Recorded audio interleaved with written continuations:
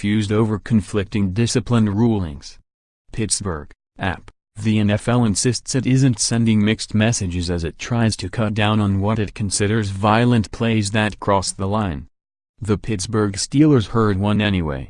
The AFC North leaders are confused and frustrated about the league's decision to uphold Steelers rookie wide receiver JuJu Smith-Schuster's one-game suspension for an illegal hit on Cincinnati linebacker Vontaze Burfict while granting Bengals cornerback George Iloka's appeal of his one-game ban for a helmet-to-helmet hit on Steelers star Antonio Brown in the final minutes of Pittsburgh's occasionally brutal 23-20 victory Monday night.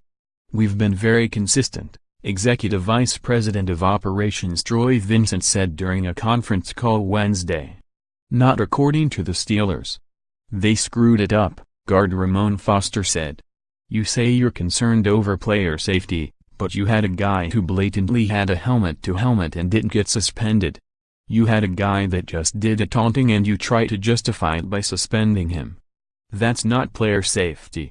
Smith-Schuster drilled Burfict while the volatile Cincinnati linebacker was trying to chase after Pittsburgh running back Le'Veon Bell during a late Pittsburgh drive.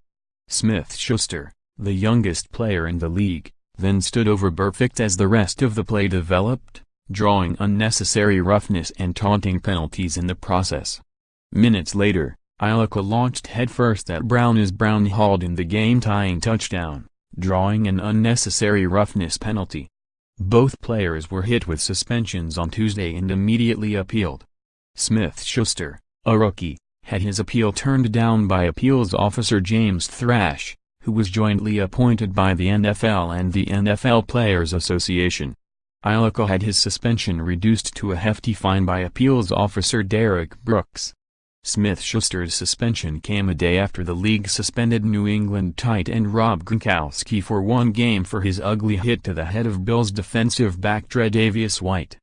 Gronkowski took aim at White's head well after the whistle, his left arm slamming face down into White following White's interception. While Vincent allowed the league doesn't have set disciplinary guidelines for a non-football act such as Gronkowski's and said Smith-Schuster's taunting did not play a role in the decision-making process. The Steelers can't figure out why Smith-Schuster's actions and Gronkowski's actions ended with the same punishment for violations they hardly consider similar. What happened, with Smith-Schuster, happened in the context of a football play, Pittsburgh quarterback Ben Roethlisberger said. It wasn't away from the ball. It wasn't a hit on a kicker, a defenseless player. It was a guy getting ready to make a tackle, a bigger football player. Obviously we don't like the taunting, standing over him, things like that. I don't like to compare players, suspensions and things like that. I don't, but, you look at what Gronk did and what JuJu did and got the same suspension. I don't know if that's necessarily fair but that's above my pay grade. Foster, one of Pittsburgh's representatives to the NFL Players Association, called the entire process flawed. There should be a committee of people, discipline, that discuss it as opposed to one guy, Foster said. It should be a committee of people that do it. According to the NFL Operations Department's website, players subject to discipline receive a letter informing them of what they did, a video of the play in question, why they are being fined and how much it will cost them. They also receive information on how to appeal the fine. If they choose not to appeal, the fine is withheld from their next game check. When it comes to appealing fines and suspensions, cases are assigned randomly, so neither side in the appeals process knows who will hear a case. The officer assigned to the case reviews the play and hears the league's case and the player's defense.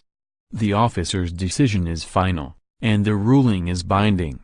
Smith-Schuster, who is barred from the team facility until after the Steelers play Baltimore on Sunday night, responded by tweeting #FreeJuju on Wednesday afternoon. His teammates prepared to go on without him, even if they're not sure why. There needs to be a set guideline on how we do what we do, Pittsburgh safety Mike Mitchell said. There's no way I see two people get post-play penalties, post-play infractions that don't have anything to do with football and you get the same suspension as a guy that is making a football play in a football game. It's absolutely absurd. Like I said, it's Steelers versus the world.